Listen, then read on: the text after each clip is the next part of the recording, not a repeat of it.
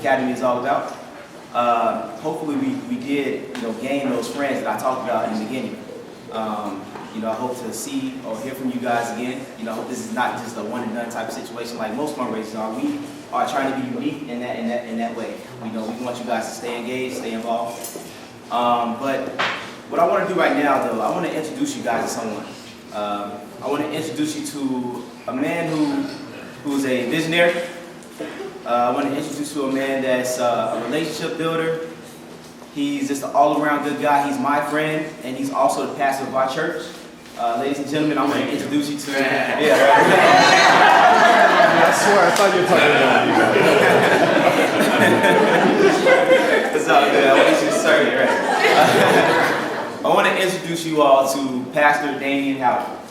So listen, one thing really quickly is that Thrive Leadership Academy, I just want to say this, months ago was just a vision. It was just an idea, us saying that we want to break bonds or chains of bondage and communities of need. And we felt like one way that we can do that is by helping to resource people to start their own things. To say that you have encompassed in your own hands the ability to create stuff and create wealth generation for yourself by creating enterprises. And then we kept thinking, we kept talking, and we said, why not also do this for kids?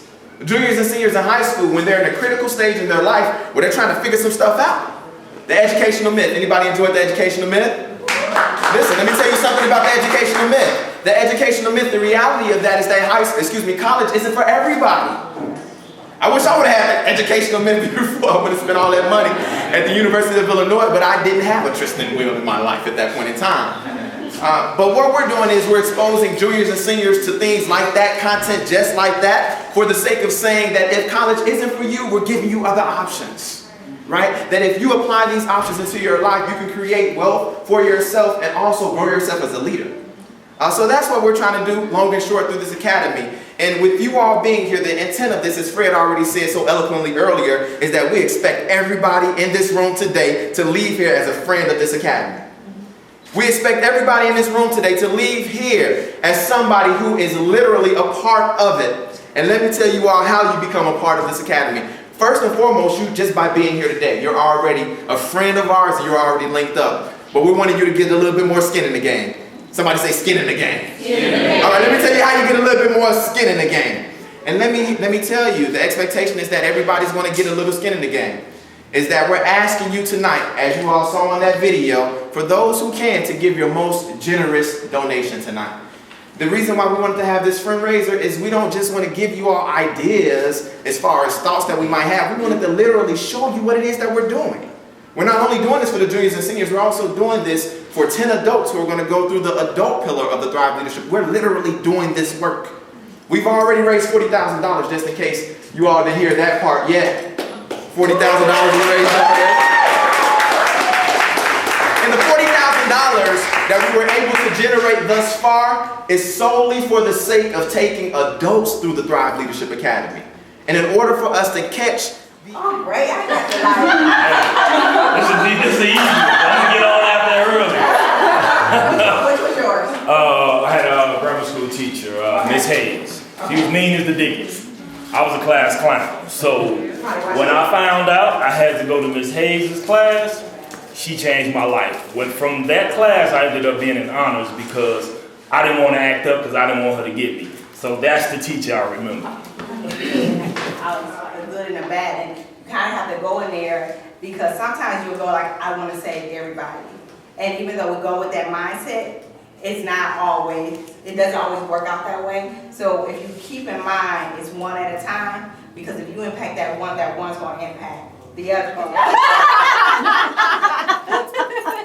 Okay, so marketable skills, knowing yourself, knowing God, knowing how to go out and create income.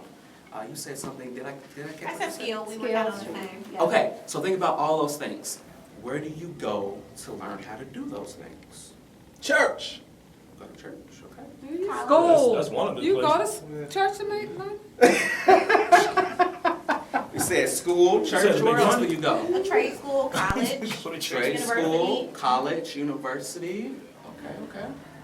Really, You just go to the the streets of a hard knock life. I Uh-oh. mean, honestly, Sometimes- hard Come knock on, teaches you talk. experience on Yeah. life, and we You figure should it sit out back from and try there to be all sometimes. quiet and she don't want nobody back. Oh, no. So the question is, What would your most ambitious self be doing if there were no limits to your resources? I would be a chef, and I would explore different backgrounds and cultures and pull something from all of those places that I've had opportunities to travel and have a cooking show. Journey. And then I would have her cook for me I'm every gonna day. need your number. Because I'm gonna need my shelf. I'm gonna need your number. All right, last question before we get into content. Where do you go to learn how to do those things?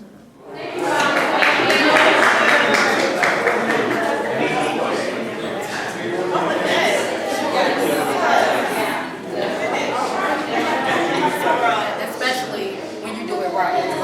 And this is why we're here, is to make sure that this is what we teach our youth. We teach them about entrepreneurship and teach them how to do it right, how to develop a plan, about financial literacy, all of those things. And this is why we're here today.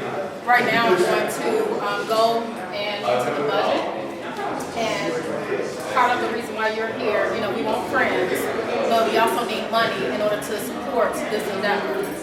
And so this is kind of high-level budget that we have.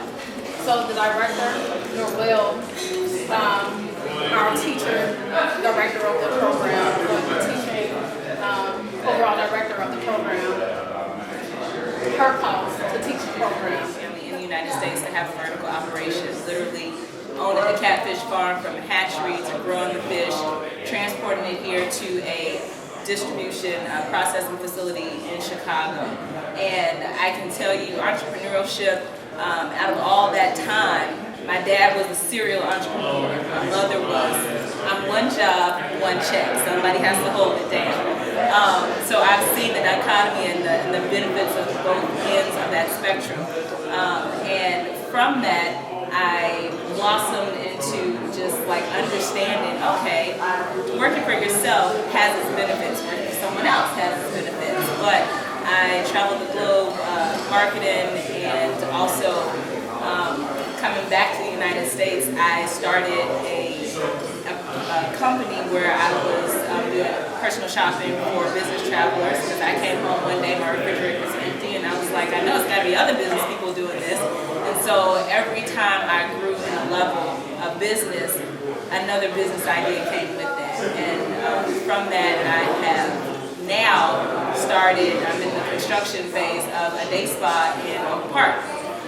So business entrepreneurship is a phenomenal aspect, and it's important for students, particularly high school students, to understand there are successful, not only African Americans, but individuals that are young who have been successful in business, but we want them to understand what that entails. To be an entrepreneur, you have to understand how to write a business plan, because if you can't articulate your vision,